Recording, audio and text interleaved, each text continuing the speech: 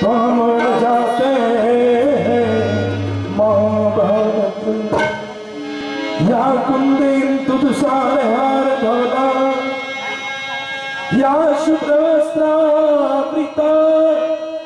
या वीणावर्धन मंडितकर या श्वेत पद्मास या ब्रह्माचिद शंकर प्रभृति विजय सदा वंदिता सामा पातु सरस्वती भगवते निशेष जागृत बोले रखन सिया राम चंद्र शंकर हरिओ।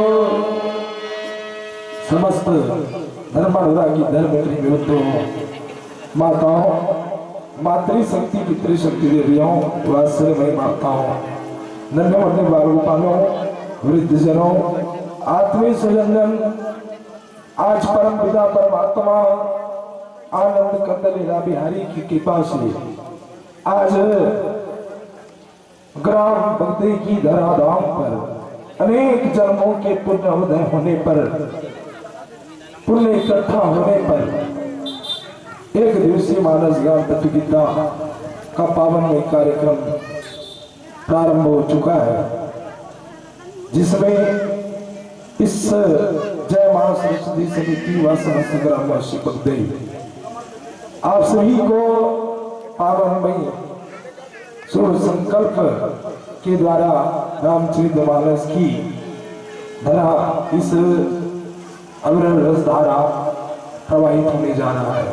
राम कथा की पावन मंदाकिनी यहाँ बहने वाली है और परम पिता परमात्मा की कृपा से आज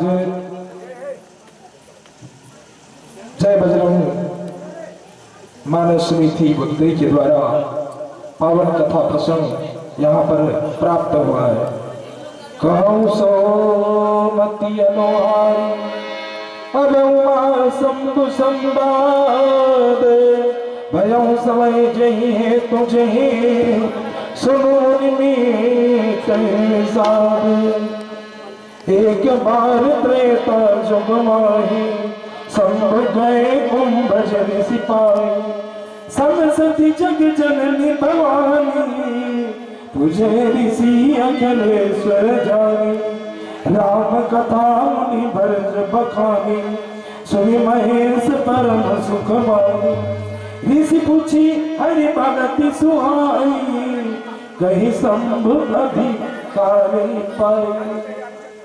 परम प्रसन्न जहाँ पर माघी पूर्णिमा की पावनमय समय पर समस्त संत महात्मा ऋषि मुनि सब स्नान करने जाते हैं त्रिवेणी संगम में। ऐसे त्रिवेणी संगम में भरद्वाज मुनि के आश्रम में सुंदर यह संवाद प्रारंभ होता है। भरद्वाज मुनि के उस प्रांगण बड़े बड़े संत महात्मा पहुंचे, बड़े बड़े संत आए और वही सभी संत त्रिवेणी संगम में सुंदर माघी पूर्णिमा में स्नान कर रहे हैं। स्नान करने के पश्चात जब समस्त ऋषि संत महात्मा को भरद्वाज मुनि देखते, नमस्कार करते, प्रणाम करते, तत्पश्चात आज ऐसा कौतूहल हुआ कि एक ऐसा दिव्य संत वहां था जिसको सुंदर उनके चरणों को पकड़ लिया। कहे महाराज मैं आपके चरणों में नतमस्तक हो जाता हूँ, आपको कोटि प्रणाम। महाराज एक बात है, आज मानो स्वयं जो है भरद्वाज मुनि ज्ञानी था मगर ज्ञान का अहंकार भरद्वाज मुनि को नहीं हुआ। याज्ञवल्क्य जी महाराज को सुंदर एक प्रश्न महाराज मेरे अंदर में बार बार ये प्रश्न है और इस प्रश्न को मैं किस तरह से कहां बखान करूं, इसलिए महाराज आपके ही शरण में रह करके इस प्रश्न को मैं आपके बीच में रखता हूं। मेरा प्रश्न यह है कि राम कौन है, यही मेरा प्रश्न है। राम कौन है महाराज, आप इसके बारे में मुझे बता दो। याज्ञवल्क्य जी महाराज कहते हैं ये कोई नया प्रश्न नहीं है, ये तो बहुत पुराना प्रश्न है जो महाराज आपने सुंदर ये बात बताई। अरे बहुत पुराना प्रश्न है ये, और ऐसे पुराने प्रश्न को तुम बोल रहे हो, तो बताओ तुम्हारे पुराने प्रश्न का उत्तर मैं उस समय की पुरानी बातों को याद कराता हूँ कि एक बार त्रेता युग माही शंभु गए कुंभज ऋषि। एक बार की पावन समय थी जहां पर भगवान शंकर और माता सती दोनों कैलाश पर्वत से नीचे उतर गए भूलोक पर, और सुंदर एक मुनि के आश्रम में, जो जिस मुनि का नाम था अगस्त मुनि, कुंभज ऋषि, घड़े से जिनका जन्म हुआ था, वह कुंभज ऋषि के आश्रम में पहुंचने, जब आश्रम में पधारे पहुंचे उस आश्रम पर, तो सुंदर वहां आज श्रोता को चाहिए कि श्रोता वक्ता का आरती उतारे, परंतु आज वक्ता स्वयं श्रोता की आरती उतारने के लिए आज स्वागत कर रहे हैं भगवान और शंकर और माता सती का। सुंदर सती देवी और जगदम्बा महारानी की पावन स्वागत करते हैं कुंभज ऋषि। कुंभज ऋषि की स्वागत को देखकर प्रसन्न चित्त हो गए, आनंदमय हो गया, वहां का वातावरण बड़ा शोभनीय बन गया। सुंदर वहां पर आरती उतार रहे हैं कुंभज ऋषि। माता सती सोचती है, अरे ये तो वक्ता है, वक्ता होने के बाद में भी आरती उतार रहे हैं। और इधर माता सती क्या सोचती है, उसकी सरलता का माता सती गलत अर्थ निकाल दी, और भगवान शंकर क्या कहते हैं कि ये तो श्रोता वक्ता के रूप में है और मैं श्रोता के रूप में, पर भी हम देखिए इसकी सरलता को, इसके अंदर में तनिक भी अहंकार नहीं है। आज याज्ञवल्क्य जी महाराज भरद्वाज मुनि को पावन कथा बता रहे हैं, और इस तरह से जब माता ने उनकी सरलता का गलत अर्थ किया जगदम्बा कि स्वयं वक्ता होकर के श्रोता की आरती उतार रहे हैं, परंतु वहां तो त्रिकालदर्शी भगवान शंकर महान काल आए हैं, उसी की पावन स्वागत कर रहे हैं आज कुंभज ऋषि। और इस तरह से पूजन करने के पश्चात मुनिवर अगस्त जी ने राम कथा के मंदाकिनी प्रारंभ किया। जहां राम की कथा होती है, अरे जिस गांव में राम की कथा होती है वह गांव जो है मंदिर की तरह बन जाता है। आप जानते हैं कि रामायण अंकित गृह शोभा करने न जाए, नौ तुलसिका वृंद तहा देखे हर्ष कपिराई। हनुमान जी महाराज भी जब लंका में भी प्रवेश किया था, तो उस समय वहां का जो शोभा थी, उस शोभा को देख करके एक सज्जन जिसके अंदर में सदैव भक्ति विराजमान है, वो विभीषण जी महाराज जिसके अंदर में दास से भाव है। जब तक के दास से भाव ना हो तो कथा का विस्तार प्रारंभ नहीं होता। आज जो है स्वयं कथा की शुरुआत विस्तार करने के लिए यहां पर कथा की शुरुआत होती है, कथा की पूर्णता नहीं होती, कथा की शुरुआत होती है। अगस्त मुनि शुरुआत कथा के कर रहे हैं और अंतिम तो कथा का नहीं होता है, क्योंकि जिस दिन मछली को पानी से बोर हो गया मछली, उस दिन मानव की मछली की मृत्यु हो गई। ऐसे ही हम जो मानव है, हम मानव के जीवन में सदैव राम की जो कथा है ये विद्यमान है, इससे हमें कभी बोर नहीं लगता। तो इसलिए भक्तजनों ये जो है सुंदर हरि भक्ति की गान प्रारंभ किया। अधिकारी श्रोता भी होना, भगवान शंकर को अधिकारी जान करके कुंभज ऋषि सुंदर कथा प्रारंभ करते हैं। कहत सुनत रघुपति गुण गाथा, कछु दिन तारे गिरिनाथ। सुंदर श्री रघुनाथ जी के गुण समूह की कथा को सुना रहे हैं आज। और कुछ दिन तक भगवान शिव जी वहां रहे। फिर मुनि जी आज मन में विचार किया, माता तो सती जब तक के कथा चल रही थी, कथा में ध्यान नहीं थी माता सती का। ऐसा ही होता है ना, हमारा मन ऐसा है कि कथा में बैठ जाते हैं, परंतु कथा में हमारा ध्यान नहीं रहता, हमारा ध्यान और कहीं चला जाता है। इसलिए माता सती कथा में बैठी है और कुंभज ऋषि कथा बता रहे हैं। उसके बाद भी माता शांत चित्त होकर के बैठती थी, मगर माता के मन इधर उधर है। और इस तरह से ये हमें बोध मिलता है वार्ता के माध्यम से कि हमारे मन में ही एकाग्र हो तो कथा में आनंद आती है। आज भगवान श्री राघवेंद्र सरकार की पावन में कथा कुंभज ऋषि ने पूरा कर दिया, कथा पूरा बता दिया और इस तरह से अब विदा लेने का शुभ अवसर प्राप्त होने लगा शिव जी को। आज जो है शिव जी दक्ष कुमारी सती के साथ घर जाने के लिए तैयार हुए, परंतु शिव जी कहते हैं महाराज आपने इतने दिन तक के सुंदर सुंदर कथाओं से राम जी की चर्चाओं से हमें बोध कराया, तो कृपया आप बताइए कि आप जो है ऐसा कोई आपको देने की वस्तु आप मांग लीजिए।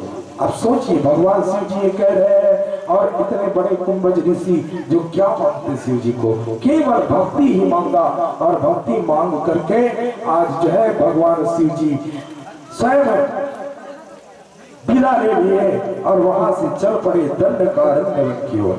पृथ्वी के भार उतारने के लिए श्री हरि ने रघुवंश में अवतार लिया और वो पावन समय जहां पर वे अविनाशी भगवान उस समय पिता के वचन राज का त्याग करके तपस्वी साधु वेश के कारण से दंडक वन में चले गए और दंडक वन में जाते हैं तो क्या देखते हैं, हृदय विचारत जात है के